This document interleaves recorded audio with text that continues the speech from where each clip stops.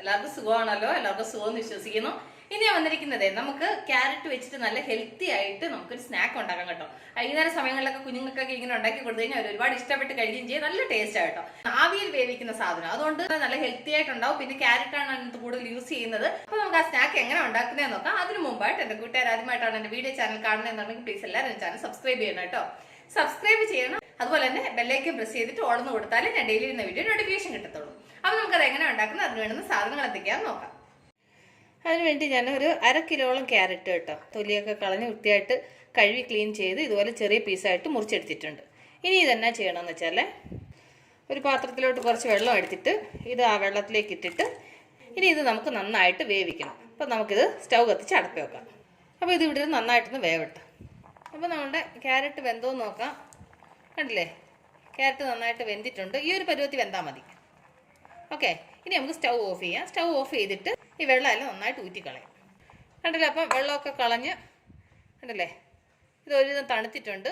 ഈ ക്യാരറ്റൊക്കെ നന്നായിട്ട് വെന്തിട്ടുണ്ട്.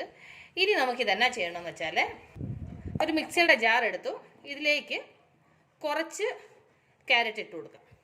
എന്നിട്ട് ഞാൻ ചെറിയൊരു കപ്പിന് 1 കപ്പ് ശർക്കര എടുത്തിട്ടുണ്ട്. നിങ്ങൾ ശർക്കര നിങ്ങളുടെ മധുരത്തിനനുസരിച്ച് എടുക്കണം കേട്ടോ. ഇതിൻ്റെ കൂടെ കുറച്ച് ശർക്കരയും കൂടി ഇട്ട് കൊടുക്കാം.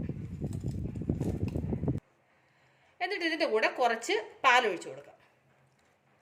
എന്നിട്ട് ഇത് ഞാൻ നന്നായിട്ടൊന്ന് അരച്ചുകൊണ്ട് വരട്ടെ. കണ്ടില്ലേ, അപ്പോൾ ഈ ഒരു പരുവത്തിലാണ് അത് അരഞ്ഞു കിട്ടുന്നത്. കണ്ടില്ലേ, ഇതുപോലെ. ഇനി ഞാനിത് വേറൊരു പാത്രത്തിലോട്ട് മാറ്റട്ടെ. അപ്പോൾ അത് വേറൊരു പാത്രത്തിലോട്ട് ഒഴിച്ചു. എന്നിട്ട് നമുക്ക് ബാക്കിയുള്ള ക്യാരറ്റും കൂടെ ഞാനിപ്പോൾ ചെയ്തതുപോലെ നമുക്ക് അരച്ചെടുക്കാം. അപ്പോൾ ക്യാരറ്റ് ഇട്ട് കൊടുത്തു, അതിൻ്റെ കൂടെ കുറച്ച് ശർക്കരയും കൂടെ ഇട്ട് കൊടുക്കാം. എന്നിട്ട് അതിൻ്റെ കൂടെ കുറച്ച് പാലും കൂടെ ഒഴിച്ച് കൊടുക്കാം. എന്നിട്ട് ഇതും കൂടി നന്നായിട്ട് അരച്ചുകൊണ്ട് വരട്ടെ. എന്നിട്ട് അതും കൂടി ഇതിൻ്റെ കൂടെ ചേർത്ത് കൊടുക്കാം. ഇത് പാത്രം ചെറുതായതുകൊണ്ട് എല്ലാം കൂടെ മിക്സ് ചെയ്യാൻ പറ്റത്തില്ല. അതുകൊണ്ട് നമുക്ക് വേറൊരു പാത്രത്തിലോട്ട് ഇത് മാറ്റാം. അത് വേറൊരു പാത്രത്തിലോട്ട് മാറ്റി എന്നിട്ട് ഇതിലേക്ക് നമുക്ക് 1 കപ്പ് അരിപ്പൊടി അത് ഇതിലേക്ക് നമുക്ക് ഇട്ടിട്ട് നന്നായിട്ട് മിക്സ് ചെയ്യാം. ഈ അരിപ്പൊടിയും ഈ ക്യാരറ്റും നമ്മൾ ശർക്കരയും കൂടെ അരച്ച് വെച്ചേക്കുന്നതും കൂടെ നന്നായിട്ട് മിക്സ് ആവണം. ഇച്ചിരി കട്ടി ആയിക്കഴിഞ്ഞാൽ അതിനകത്ത് കുറച്ചുകൂടെ പാലൊഴിച്ചിട്ട് മിക്സ് ചെയ്താൽ മതി കേട്ടോ. ഒരു ഇഡ്ഡലി മാവിൻ്റെ പരുവത്തിൽ വേണം കുഴയ്ക്കാൻ. നമുക്കൊരല്പം കൂടെ പാലൊഴിച്ച് കൊടുക്കാം. ഇത് ഒരല്പം കട്ടിയായിട്ടുണ്ട്, ഇച്ചിരിയും കൂടെ ലൂസാവണം. കുറച്ചും കൂടെ പാലൊഴിച്ച് കൊടുക്കാം. ഇത്രയും മതി. ഇനി ഇത് നമുക്ക് നന്നായിട്ട് മിക്സ് ചെയ്യാം. നമുക്കൊന്ന് മിക്സ് ചെയ്ത് നോക്കാം. മിക്സ് ചെയ്ത് നോക്കുമ്പോൾ നമുക്ക് കുറച്ചുകൂടെ വേണമെന്നുണ്ടെങ്കിൽ ചേർക്കാം. ആദ്യം ഒരുപാട് ചേർത്ത് കഴിഞ്ഞാൽ പിന്നെ അത് കുറയ്ക്കാൻ പാടില്ല. അതിനെക്കാട്ടിൽ നമ്മൾ കുറേശ്ശെ ഒഴിച്ചിട്ട് മിക്സ് ചെയ്ത് കഴിഞ്ഞാൽ ഒരല്പം കൂടെ ഒഴിച്ചു കൊടുക്കാം. ഇച്ചിരിയും കൂടെ ലൂസായിട്ട് വേണം. നമ്മൾ കേക്കിൻ്റെയൊക്കെ ബാറ്റർ റെഡിയാക്കത്തില്ല, ആ ഒരു പരുവത്തിൽ വേണം റെഡിയാക്കാൻ. കുറച്ചും കൂടെ പാലൊഴിച്ച് കൊടുക്കാം. ഞാൻ 1/2 ലിറ്റർ പാലെടുത്ത് 1/2 ലിറ്റർ പാൽ മുഴുവൻ ഇതിനു വേണ്ടി യൂസ് ചെയ്തു കേട്ടോ. 1/2 ലിറ്റർ പാലെടുത്തത് ഞാൻ എടുത്ത ഈ അളവിന് കറക്റ്റായി. ഇനി ഇത് നമുക്ക് നന്നായിട്ട് മിക്സ് ചെയ്യാം. കണ്ടില്ല, അപ്പോഴും നന്നായിട്ട് മിക്സ് ചെയ്തു. ഒരുപാട് വെള്ളം പോലെ ആവാൻ പാടില്ല, ഒരുപാട് കട്ടിക്കും ആവാൻ പാടില്ല. നമ്മൾ ഇഡ്ഡലി മാവൊക്കെ എടുക്കുന്നത് പോലെ ഉള്ള പരുവത്തിൽ വേണം എടുക്കാൻ. അപ്പോൾ നമ്മുടെ മാവ് റെഡിയുണ്ട്. ഇനി നമുക്ക് ഇതിനകത്തൊരു 1-2 ഐറ്റം കൂടെ ചേർക്കാനുണ്ട്. അതിനുവേണ്ടി ഞാൻ പാൻ അടപ്പേ വെച്ച് ഇതിലേക്ക് ഞാൻ 2 ടേബിൾ സ്പൂണോളം നെയ്യ് ചേർത്തു. നെയ്യ് നന്നായി ചൂടാകുമ്പോൾ ഇതിലേക്ക് കുറച്ച് അണ്ടിപ്പരിപ്പും അതിൻ്റെ കൂടെ കുറച്ച് മുന്തിരിങ്ങ കൂടി ഇട്ട് കൊടുക്കാം. ഇനി ഇത് നന്നായിട്ടൊന്ന് ഫ്രൈ ആവട്ടെ. അപ്പോൾ അത് നന്നായിട്ട് ഫ്രൈ ആയിട്ടുണ്ട്.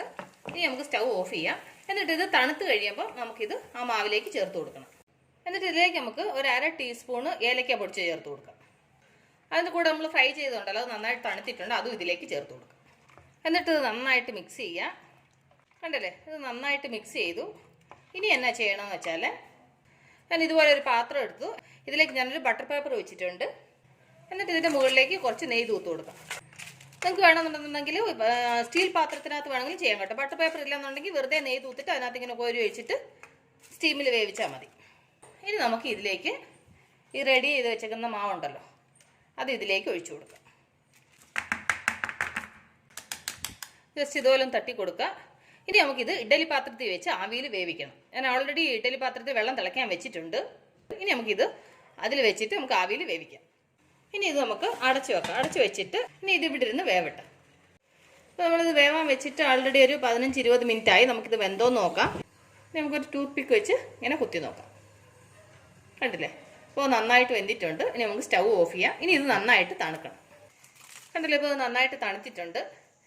ഇനി നമുക്ക് ഒരു പ്ലേറ്റ് എടുത്തിട്ട് ഇതൊന്ന് ഉൾട്ടാ തിരിച്ച് ഇതുപോലെ ആക്കിയെടുക്കാം. കണ്ടില്ലേ, ഇനി നമുക്ക് ഈ ബട്ടർ പേപ്പർ അങ്ങനെ റിമൂവ് ചെയ്യാം.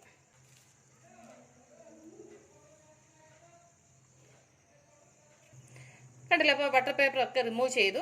നിങ്ങൾക്ക് വേണമെങ്കിൽ സ്റ്റീൽ പ്ലേറ്റിൽ ഇതുപോലെ ഒരു ബട്ടർ പേപ്പർ വിട്ടിട്ട് അതിന്റെ മേളിൽ ഒഴിച്ചിട്ട് ഇത് ചെയ്യാം. അല്ലെന്നുണ്ടെന്നുണ്ടെങ്കിൽ കുറച്ച് നെയ്യ് ഒഴിച്ചിട്ട് അതിന്റെ മേളിൽ ഇതുപോലെ ആക്കിയെടുക്കാം കേട്ടോ. അപ്പോൾ ഞാൻ ബാക്കിയുള്ളത് ഒരു പ്ലേറ്റിൽ നിങ്ങളെ കാണിക്കാൻ വിചാരിച്ചിട്ട് ഇന്നൊരു പ്ലേറ്റിൽ ആക്കിയായിരുന്നു. അത് കണ്ടില്ല? വൈകുന്നേര സമയങ്ങളിലൊക്കെ കുഞ്ഞുങ്ങൾക്ക് ഇതേമാതിരിയുള്ള ഹെൽത്തി ആയിട്ടുള്ള സ്നാക്ക് ഉണ്ടാക്കി കൊടുത്തു കഴിഞ്ഞാൽ അവർ ഇഷ്ടപ്പെട്ട് കഴിക്കും കേട്ടോ. സിമ്പിളായിട്ട് നമ്മൾ ക്യാരറ്റ് വെച്ചിട്ട് നമ്മളൊരു സ്നാക്ക് ഉണ്ടാക്കിയത് കണ്ടില്ലേ ഫ്രണ്ട്സ്? അപ്പോൾ ഞാൻ നിങ്ങളുമായിട്ട് ഷെയർ ചെയ്ത് റെസിപ്പി നിങ്ങൾക്ക് എല്ലാവർക്കും ഇഷ്ടപ്പെട്ടാണെന്ന് വിശ്വസിക്കുന്നു. നിങ്ങളെല്ലാവരും ട്രൈ ചെയ്യണം കേട്ടോ. നിങ്ങളെല്ലാവരും ട്രൈ ചെയ്യണം. ട്രൈ ചെയ്ത് നിങ്ങൾക്ക് ഇഷ്ടപ്പെട്ടാൽ നിങ്ങളുടെ ഫ്രണ്ട്സിന് ഷെയർ ചെയ്യുക, ലൈക്ക് ചെയ്യുക, വാല്യുബിൾ കമൻറ്റ്സ് ഇടുക.